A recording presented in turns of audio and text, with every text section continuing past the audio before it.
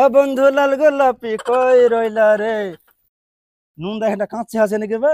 এবার নুনদা তো বেচুন সালাকে আরো বেচবো, একদম 10 টাকা জোড়া করে নুনদা। বাপরে 20 টাকা হয়ে যাবে এই মাসি হাত।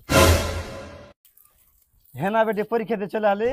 হ্যাঁ জি আব্বা, পরীক্ষা দিয়ে চলে এলুম আমি। পরীক্ষা কেমন হলো রে বেটি? খুব ভালো হয়েছে। পরীক্ষা দিলে ভালো করলি রে বেটি।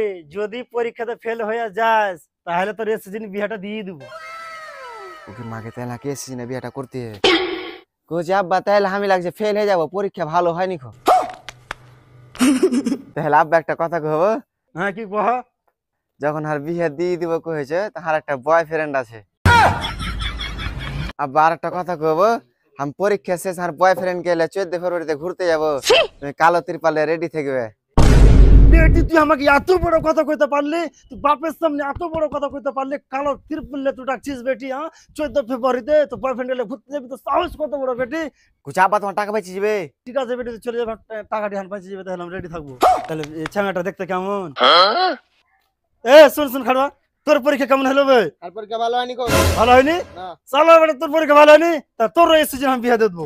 বিয়েটা যখন দিবে কইছো তাহলে আমি একটা ছুরিকে ভালোবাসি। 14 ফেব্রুয়ারি আমি ধরা পড়ে যাবো, তুমি টাকা রেডি রাখিও। বোকা সুদা, তোর বাবার আমি চাকর আছিবে, তোরা ধরা পড়বে আর আমি টাকা দিব খালি যে? হ্যাঁ তোর বহিন হ্যান্ডের 5 দিয়ে পানি খাওয়া। বোকা সুদা, ও ধরা পড়বে তোমাকে টাকা লেসে দিবে, তুই ধরা পড়বে টাকা লিয়ে যাবো। খালি রায় কেন জি, যাকে আমি ভালোবাসি আর বাপেরা খুব ধনী, আর ভাইয়েরা ওই সবাই চাকরি করে, আর ভাইয়ের গে 3খান ট্রাক্টর আছে, 2খানা জিসিপি আছে, বোলেরো আছে। তো কইছি ভাই তোর আমি যাকে ভালোবাসো ওকে একটা জিসিপি গেল তো শ্বশুরকে দিতে কইছ, তো বিয়েটা হোক আমি দিয়ে দিব।